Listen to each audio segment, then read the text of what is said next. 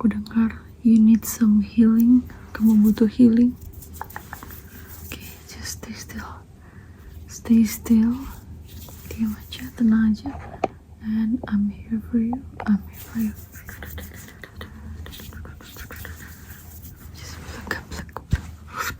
hilangin semua negative energy. Let me fluff your aura. You did very well today, okay? You did very well.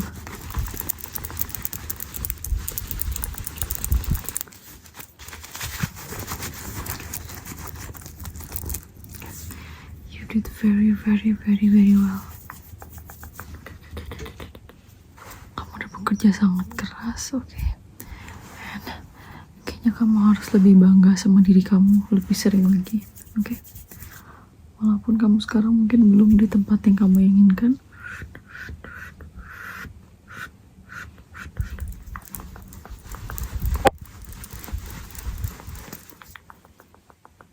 Belum di tempat yang kamu inginkan, belum di posisi yang kamu mau, tapi bukan berarti kamu nggak melakukan progres. Bukan berarti kamu nggak berkembang, oke? Look how far you've come. Kadang kita selalu nge-set standar kita semakin tinggi sampai kita nggak melihat sudah sejauh mana kita udah ngelangkah, oke? So just listen to my voice, close your eyes, tutup mata kamu, and let me do some relaxing sounds and healing supaya kamu lebih relax, oke? This is not a real Reiki. Ini cuman ASMR purposes aja. Aku bukan a Reiki healer. Ini cuma untuk satisfying dan relaxing sounds aja, oke? Let me fluff your aura. Buang energi negatifnya, oke? Buang. Negatif, buang. Pikiran negatif, buang, oke? Kadang otak kita ini paling gampang kalau ngomongin hal negatif. Karena it's very easy to think negatively about yourself, karena kita akan selalu stay di comfort zone yang biasanya bikin kita nyaman, namanya juga comfort zone ya. Tapi sebenarnya kita ngerasa stuck di situ. Misal ada sesuatu yang sebenarnya pengen banget kamu lakuin, tapi karena kamu nggak berani, otak kamu bilang, udahlah, nggak usah lah, udahlah, kayaknya nggak bakal bisa juga. Dan itu bikin otak kita jadi ngerasa kayak, oh yaudah deh, nggak usah dilakuin. Dan kita jadi kayak ngerasa aman karena nggak ada resiko gagal gitu. Sedangkan kenapa otak kita itu selalu refleks mikirin kalau akan gagal gitu. Padahal nggak semuanya sehitam putih itu. Semua yang kita lakuin pasti akan ada hasilnya asal kita konsisten dan kita niat dan kita ikhlas ngerjainnya. Kita punya passion di situ. Kadang otak kita tuh harus kita latih untuk mikir gimana kalau berhasil. Karena kita terlalu sering mikir, kayaknya gagal. Tapi gimana kalau nggak gagal? Gimana kalau kebalikannya? Gimana kalau akan berakhir jauh lebih baik daripada yang kamu pikirin? Gimana kalau bahkan kesempatan-kesempatan yang kamu kira nggak bakal dapet malah tiba-tiba ada semua nanti di masa depan? Karena kita ngambil a small step hari ini untuk believe in yourself. Okay? That's why it's very important untuk mendengarkan afirmasi positif setiap harinya kepada diri kamu, supaya kita semakin yakin bahwa kita tuh bisa, kita tuh berpotensi gitu. Kita tuh keren, kita hebat. Kita harus bangga sama diri kita sampai sejauh ini. Bukan cuman pikirin apa yang kurang, apa yang belum, tapi pikirin apa yang udah kita capai sejauh ini dan terus melangkah ke depan. Jangan pernah berhenti, oke? Berhenti buat istirahat boleh banget, malah harus, tapi jangan sampai nyerah, oke?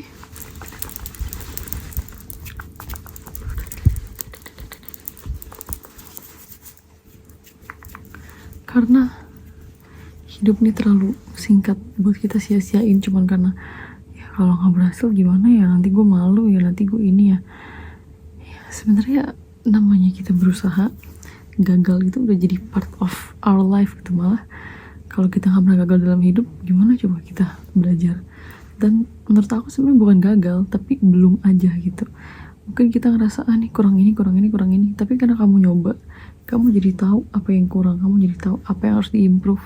Tapi kalau kamu nggak pernah nyoba, mungkin ya hati kamu ngerasa that fake peacefulness yang kayak ngerasa ya udah aman, gue gak usah ngapa-ngapain, gue gak akan malu, gue gak akan ngerasa insecure dan lain-lain. Cuma sebenarnya hati kecil kamu ngerasa cemas terus karena sebenarnya kamu pengen ngelakuin itu, cuman kamu belum berani. Dan sebenarnya siap itu gak akan pernah ada. Semuanya itu hanya ilusi, tapi semuanya berawal dari keputusan apakah kamu mau atau enggak. Oke. Selama ini aku juga selalu mikir kayaknya aku harus gini-gini dulu baru bisa gini-gini. Padahal sebenarnya kita mulai aja dulu. Kita nggak akan tahu kapan akan dikasih kesempatannya sama yang di atas untuk ngebuka jalan yang selama ini kita lagi coba buka gitu. Dan ujung-ujungnya ya harus dicoba, karena kalau nggak dicoba kita nggak akan tahu kan.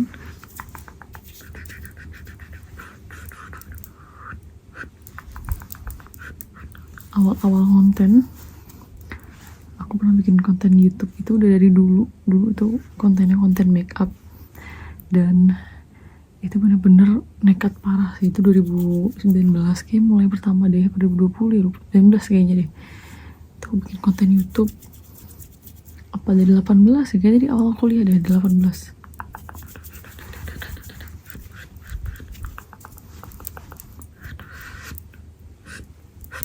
Dan itu bayangin aja kuliah, jadi semua orang tuh pasti ngeliat aku dan tahu aku punya YouTube. Dan saat itu tuh kayak belum banyak lah yang bikin YouTube, terutama orang-orang yang biasa gitu ya, bukan artis ya. Itu kayak masih a fever dream banget, kayak a pipe dream yang gak akan bisa dicapai gitu. Tapi saat itu aku nekat, karena emang aku udah suka banget sama dunia beauty dari dulu. Dan entah kenapa aku nekat waktu itu, kayak udah dicoba aja gitu. Dan nggak sedikit yang kayak ngerasa itu cringe atau ketawain gitu, bahkan kayak orang-orang terdekat sendiri.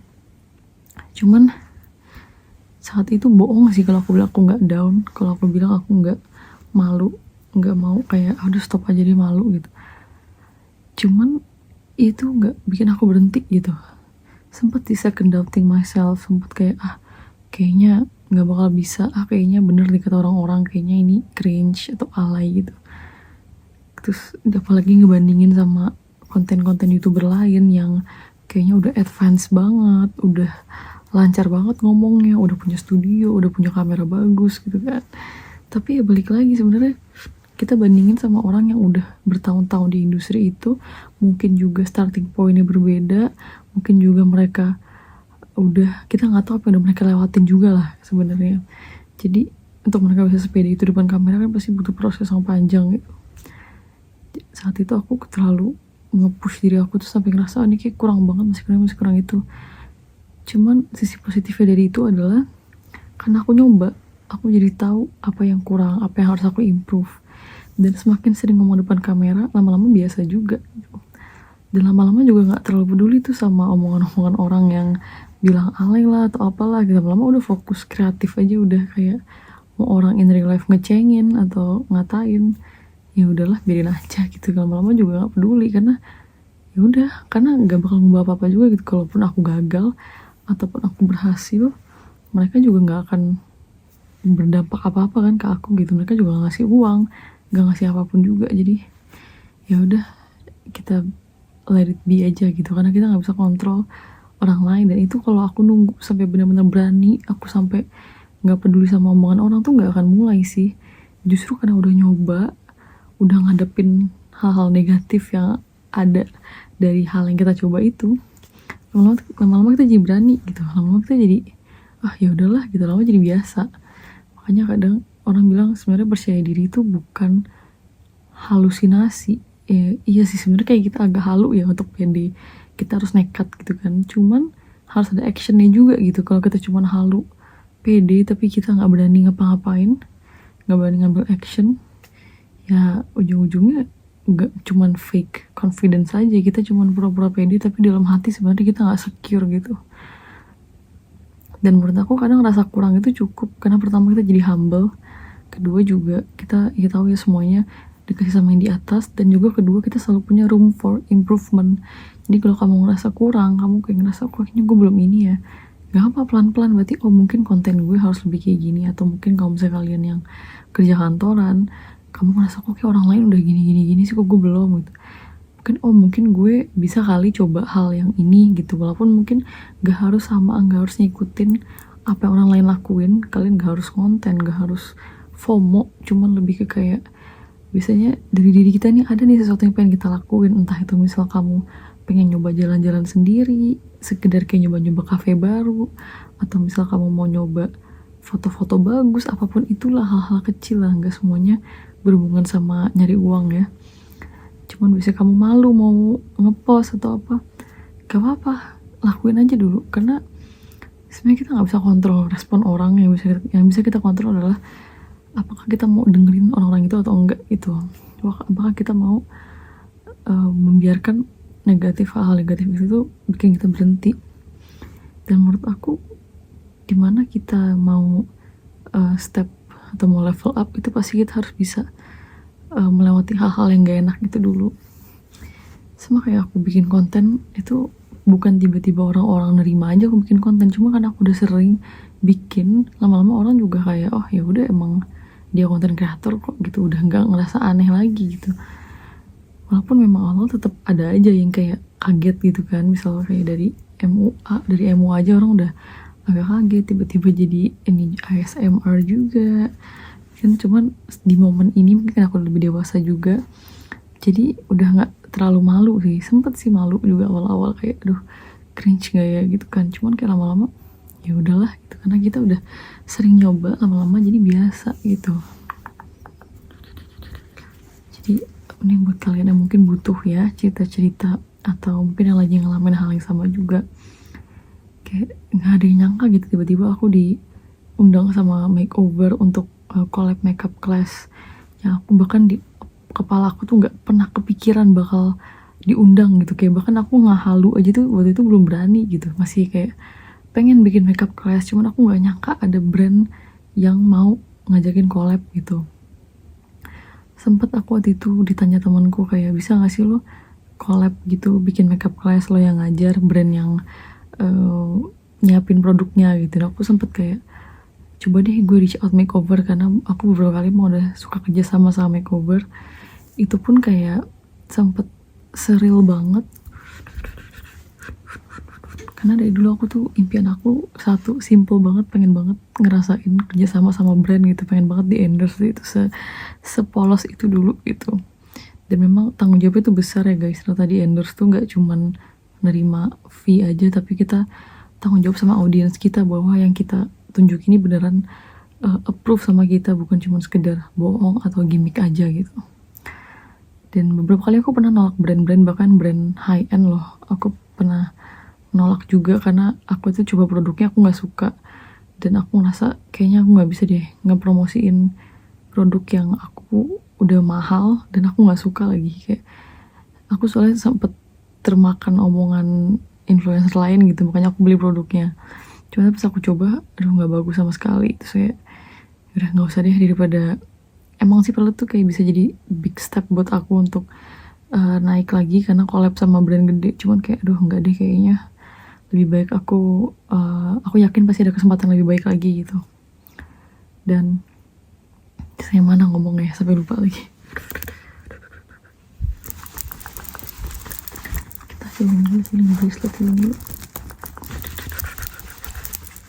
Dan waktu itu akhirnya tadi sampai makeover ya, tapi lupa jadi ngalur ngidul ngomongnya. Sampai makeover dan akhirnya waktu itu admin makeover yang endorse-nya bilang dia nggak tahu kalau untuk yang kerja sama makeup class gitu bukan dia yang ngurus. Dan itu kayak valid banget, aku juga ngerti. Cuman itu guys, setidaknya udah pernah nanya, jadi seenggaknya kita diingat sama brand gitu. Dan bener aja, kayak mungkin gak nyampe setahun setelah itu, beberapa bulan setelah itu, tiba-tiba aku diajak makeover untuk collab makeup class itu. So aku bener-bener kayak padahal dulu aku kayak bener-bener mikir gak bakal mungkin gitu, kayaknya gak bakal mungkin ya. So aku ngerasa aku tuh masih banyak kurangnya gitu.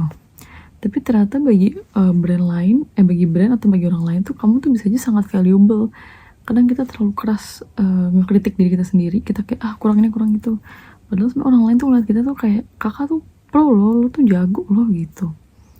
Dan akhirnya aku collab sama makeover, dan itu benar-benar kayak hal yang oh ternyata bisa ya gitu, oh ternyata kalau kita beneran usaha, kita konsisten, itu bisa ya gitu, ada ya hasilnya gitu, nggak cuman angan-angan doang.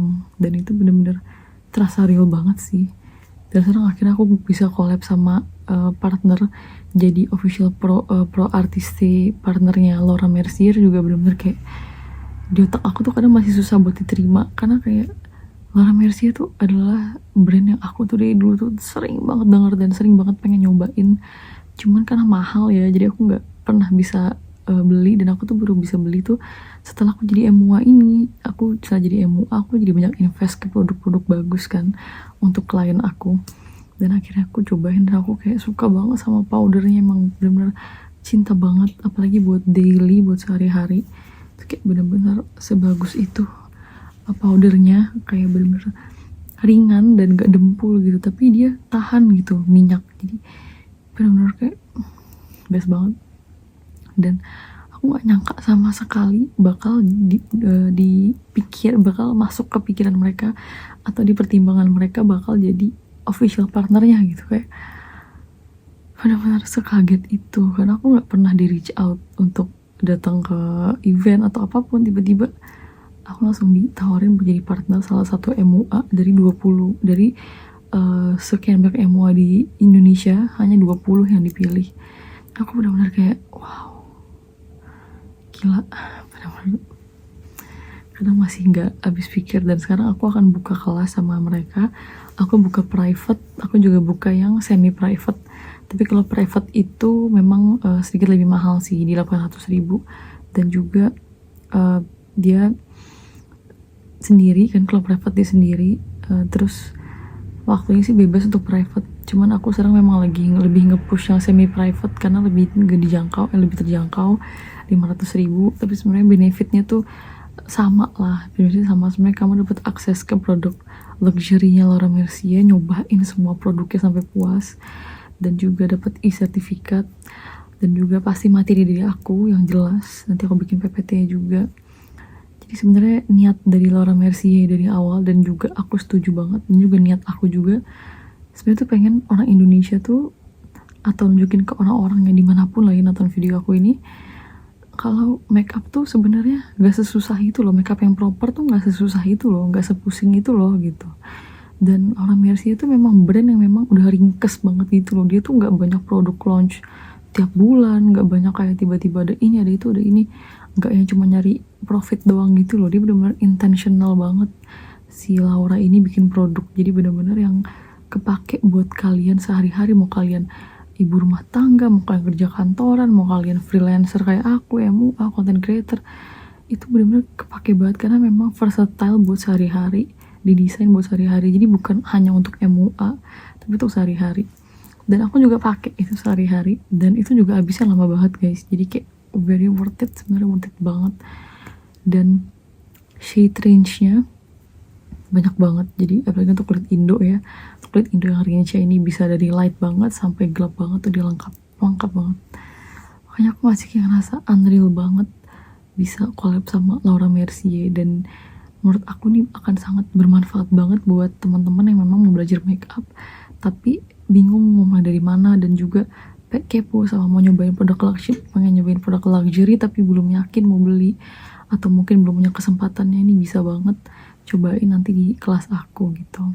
Lu jadi promosi kelas nih, gak maksud nih sejujur, cuman pengen ngobrol aja, karena kayak ada juga yang komen di IG aku, di YouTube aku, sekali-sekali ngobrol-ngobrol dong kak, ceritain tentang diri kakak. Nah ini kayak pertama kali aku ceritain tentang diri aku yang lumayan panjang ya, dan sorry banget pakai jaket karena jujur lagi PMS jadi agak lemas, tapi aku masih pengen bikin video gitu, jadi kita pakai jaket aja ya. Nanti next aku pakai yang bener lagi kerudung.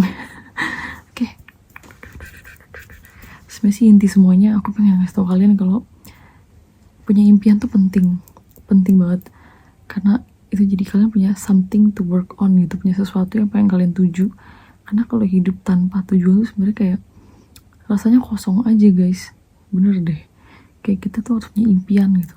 Jadi kenapa menurut aku tuh ada hubungan juga dengan spiritual ya. Jadi dengan kita punya impian kita jadi percaya kalau yang di atas atau siapapun yang kalian percaya ya, itu akan provide semuanya gitu untuk kalian.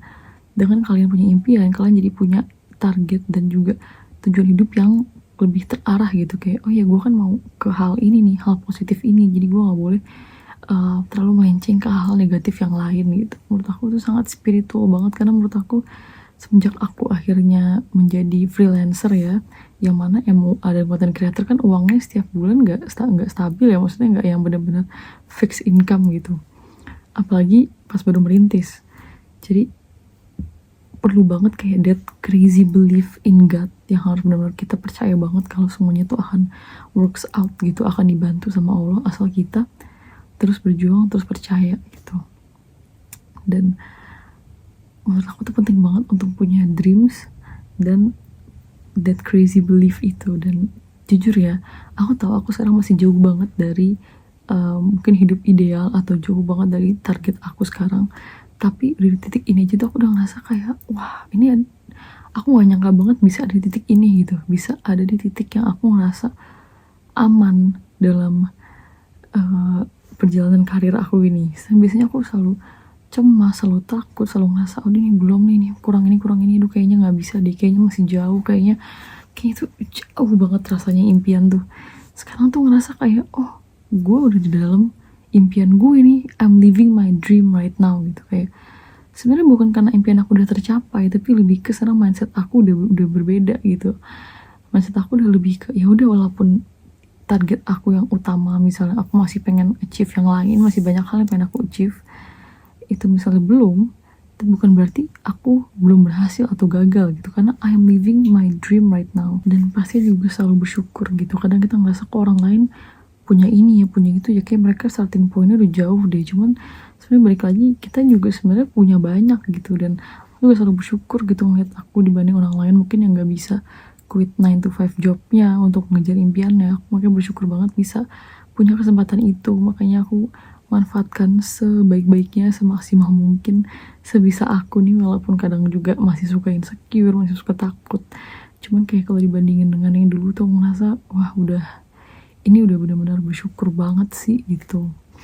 Dan emang yang paling penting adalah take action, karena ada tiktokers yang aku suka banget, nanti aku tulis namanya deh di komen, dari kolom komen, karena kayaknya kalau diedit aku agak susah nyarinya. Jadi di kolom komen dia bilang kayak ya dreams, impian tanpa action tuh cuman impian aja udah, kayak tujuan hidup tapi kamu nggak ngelakuin apapun untuk mencapainya ya cuman sekedar angan-angan aja, just a pipe dream kalau kata La La Land gitu. Jadi memang harus terus jalan walaupun emang kesannya capek dan kayak nggak mungkin deh gitu, karena otaknya tuh gampang banget, kayak gampang udahlah nggak mungkin gitu. Aku selalu inget kata-kata guru les aku, Kak Hexa Donolobu, aku suka banget. Aku udah ngomong sayangnya berlebihan, tapi maksudnya aku really admire him sama his work gitu. Makanya aku akhirnya milih dia buat jadi guru makeup aku waktu itu. Dan pas aku les, aku nanya ke dia kan, aku bilang kayak aku kayak secara nggak langsung aku minta maaf lah, kayak maaf ya kalau masih kurang-kurang gitu kan. Terus Kak Hexa kayak gak apa-apa, udah yang paling penting itu kamu jangan berhenti gitu. Itu aja dibilang, kalau tangan kaku tuh apapun itu tuh nanti akan biasa. Dan menurut aku itu gak cuma ber-apply di make up, tapi di semua hal di hidup juga kayak gitu. Jadi biasain dulu gitu. Kita terus take action every day intentionally sampai akhirnya kita juga ngerasa udah biasa. Mental kita juga terbentuk jadi kuat gitu. Jadi ngebentuk mental tuh menurut aku nggak dengan cara keras juga, tapi dengan kita ngelakuin hal yang kita pengen tapi kita takut, tapi kita tetap lakuin anyways gitu. Kita ngambil keputusan untuk terus komit. Menurut aku itu sih yang susah untuk orang lakuin gitu, karena aku pun kayak gitu. Semua orang tuh dulu juga, nggak semua orang juga sih lebay. Teman-teman aku lihat aku misalnya nyoba-nyoba buka bisnis, nyoba-nyoba jualan, tapi nggak pernah komit gitu kan. Aku selalu kayak ngerasa capek, kayaknya nggak mungkin deh gitu. Dan mungkin juga memang itu kita lagi fase nyoba-nyoba, jadi sebenarnya nggak apa-apa guys, bukan artinya kita nggak boleh berhenti, cuma kita tahu kapan berhenti gitu. Misal kita nyoba A terus kita ngerasa nggak cocok, ya udah nggak apa-apa, berhenti, coba lagi yang lain gitu. Tapi kalau memang ada satu hal yang memang kamu pengen banget lakuin gitu, maksudnya yang udah kamu ngerasa kayaknya gue pengen banget nih mencapai ini, cuman kamu pas di tengah jalan kamu ngerasa malu atau capek, nah itu yang jangan. Cuma kalau memang pas dicoba ternyata nggak suka, ya nggak apa-apa, berhenti gitu. Karena menurut aku berhasil tuh bukan cuman karena nggak berhenti, justru karena banyak berhenti juga. Misal kita jauhin orang-orang yang misal nggak mendukung kamu, atau misal toksik lah. Kalau nggak ngedukung sih kita kan nggak tahu ya di belakang dia kayak gimana, cuman yang literally misal depan muka kalian toksik atau ngatain, orang-orang yang misal nggak bisa mengerti nggak sefrekuensi sama kamu lah, misal kayak malah ngerasa terancam sama kamu gitu. Terus juga misal kamu nyoba hobi A tapi malah distracting, malah kamu nggak suka, kayak maksain, kayak performatif gitu misalnya, ya udah nggak usah gitu, kita jauh, kita tinggalin gitu. Jadi sebenarnya berhasil tuh nggak cuman